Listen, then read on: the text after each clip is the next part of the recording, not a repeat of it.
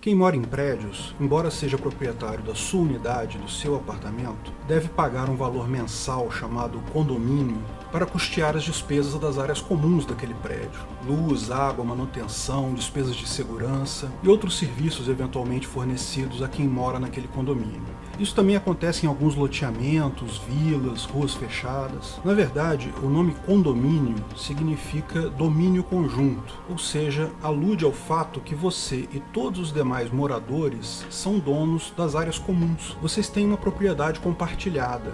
De fato, o termo condomínio significa isso, a propriedade compartilhada, o domínio conjunto. O prédio como um todo é chamado de condomínio.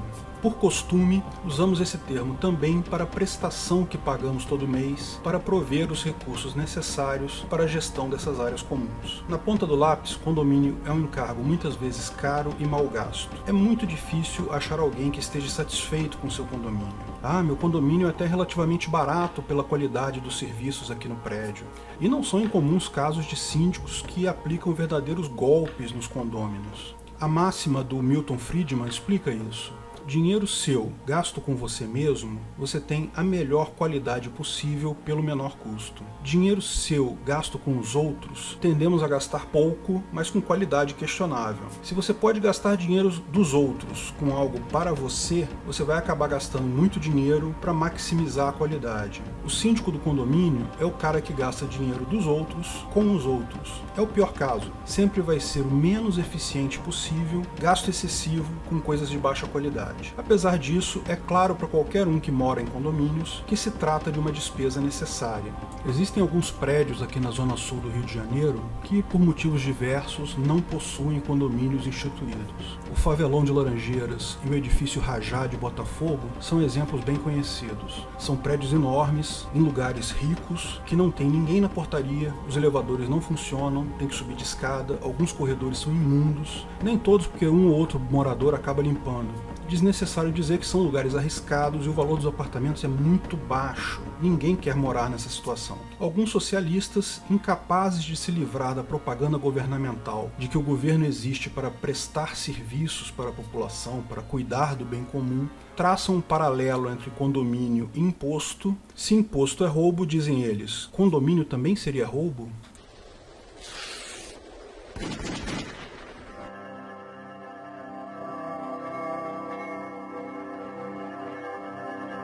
Afinal, condomínio é roubo?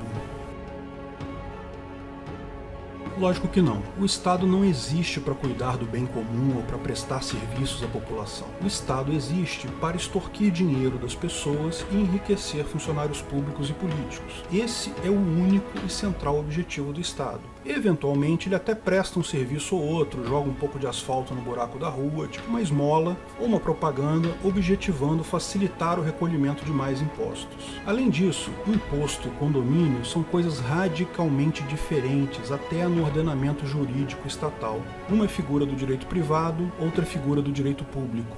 Mas ninguém está preocupado com esse lixo positivista que é o ordenamento jurídico estatal.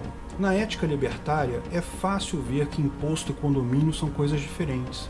E a diferença é exatamente o que torna o imposto um roubo, a coercitividade. O condomínio, em algum momento, você assinou um contrato aceitando tais termos, aceitando pagar tal prestação.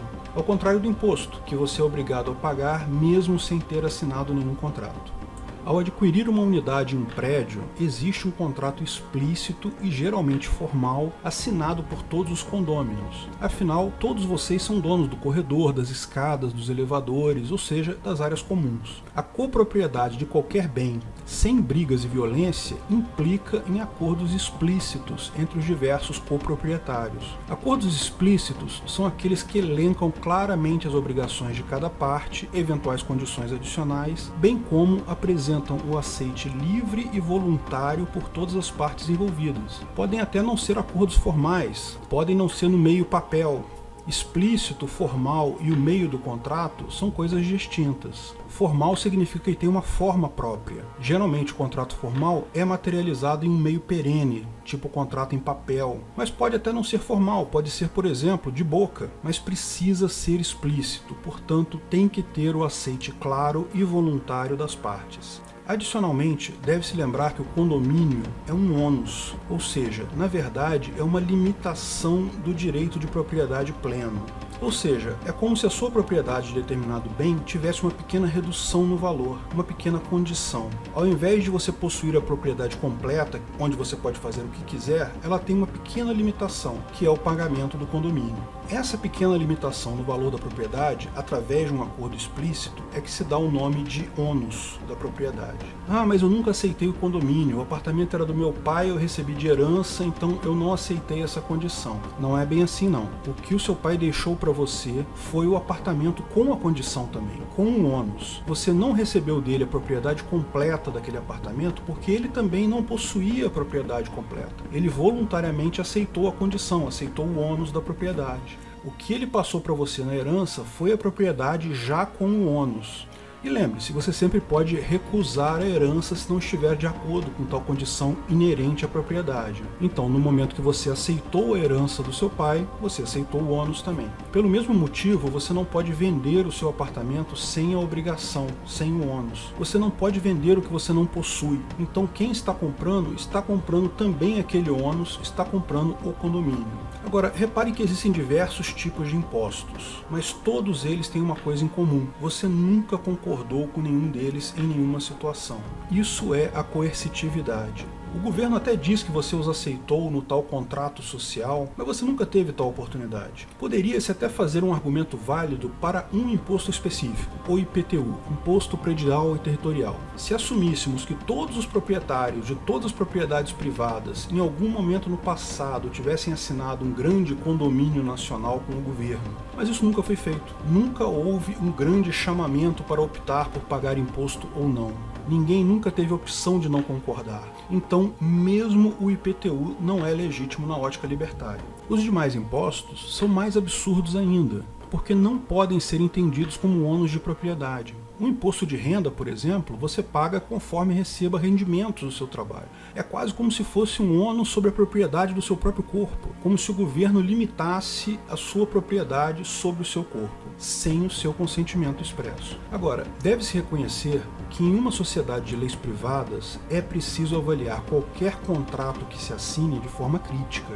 Alguns contratos são muito simples. Contratos de compra e venda, por exemplo. Estou te vendendo isso, você vai me pagar X, talvez algumas condições a mais, garantia, sei lá, e acabou. São contratos pontuais no tempo. Geralmente, esses contratos não trazem grandes complicações, mas contratos que se arrastam no tempo, contratos contínuos, contratos de emprego, sociedades empresárias, contratos de condomínio, por exemplo, podem se tornar uma armadilha. Por isso que esse tipo de sociedade voluntária só se viabiliza em ambientes com informação ampla e disponível. É preciso conhecer esses contratos e evitar armadilhas que podem, no futuro, te causar um enorme prejuízo. Imagino que vão se tornar cada vez mais comuns contratos padrão para esse tipo de coisa, como são hoje os contratos Creative Commons para divulgação de informações na internet. Creative Commons, para quem não conhece, é um conjunto de licenças para divulgação de informações na internet. Tem vários padrões lá. Por exemplo, você autoriza todo mundo a copiar a sua informação, mas não pode ser usada para fins comerciais. Ou você autoriza a cópia e uso em qualquer situação, mas não pode ser responsabilizado por danos decorrentes do uso. Existem vários padrões lá. É só você escolher o que melhor te atende. Esse vídeo, por exemplo, é liberado conforme uma licença desse tipo, que eu tenho que aceitar no YouTube. É uma forma de contrato. Hoje já existem padrões de contratos para algumas coisas, mas entendo que a tendência numa sociedade voluntária é que haverão tais padrões bem conhecidos e definidos para todos os tipos de contratos contínuos. Você vai apenas alterar alguma informação, mas o grosso das obrigações já vai estar bem definida do ponto de vista legal. Você vai precisar sempre prestar atenção e conhecer os detalhes dos contratos, mas a maior parte dos padrões já vai estabelecer condições razoáveis. Importante esclarecer também que a teoria dos erros de contrato continua válida na ética libertária. Contratos assinados em erro, com coação ou sob ameaça são inválidos. O consentimento livre e desimpedido é requisito fundamental para um contrato válido. Mesmo que alguém diga, por exemplo, que no momento que você registrou seu imóvel em cartório, você aceitou o IPTU. Isso é falso, porque, primeiro, não há previsão no momento do registro. Mas mesmo que houvesse e você tenha assinado um termo explícito, isso foi feito sob coação governamental. Se você não fizer o registro, o governo toma o seu imóvel. Qualquer mácula no consentimento torna um contrato inválido. Por isso, tal contrato social é uma besteira. Você nunca teve a opção de aceitá-lo ou não. Por isso também que imposto é roubo, independente de para que o dinheiro dos impostos é usado. Você nunca teve a opção de aceitar ou não os impostos. Foi, como o nome diz, imposto a você, coercitivamente. E lembre-se, a definição de roubo é muito anterior a qualquer definição legal. Tomar algo que não é seu, ameaçando o proprietário anterior ou usando violência contra ele, é roubo. Mesmo que não exista Estado, mesmo que não exista uma tipificação legal de crime, fere o direito de propriedade e o PNA. Mas veja só, imposto é roubo mesmo se você considerar o ordenamento jurídico estatal. O tipo penal do roubo é claro na situação. Pode ver lá no artigo 157 do Código Penal. Subtrair coisa móvel alheia, o dinheiro é uma coisa móvel alheia, para si ou para outrem, ou seja, mesmo que o Estado dê a desculpa que usa esse dinheiro para ajudar os pobres, ainda está no tipo penal, mediante grave ameaça ou violência. Se você não pagar, meu amigo, pega a cana. Formou a tipicidade penal. A única coisa que impede você de ir na polícia e fazer um BO contra a Receita Federal é a figura jurídica chamada de antijuridicidade, ou mais tecnicamente, a excludente de antijuridicidade legal. Basicamente o remendo doutrinário no direito penal que diz assim: ah, mas se tiver uma lei autorizando, então não pode ser crime. Alguns colegas juristas podem alegar que o imposto seria melhor tipificado como extorsão, artigo 158 do Código Penal. A diferença entre os dois é que, no roubo, o assaltante toma o bem imóvel. Na extorsão, o criminoso força a vítima a entregar o bem imóvel para ele. No final das contas, é a mesma coisa. E lógico, o ordenamento jurídico estatal é só uma pilha de bosta positivista que escorreu da latrina do Kelsen e do Bobbio. O Estado nada mais é que um grupo criminoso que escreveu num guardanapo sujo: Constituição, você tem que obedecer o que está escrito aqui nesse guardanapo porque eu chamei isso de Constituição. Agora me dá o seu dinheiro. Sinceramente, é uma piada. Vamos jogar esse guardanapo sujo no lixo.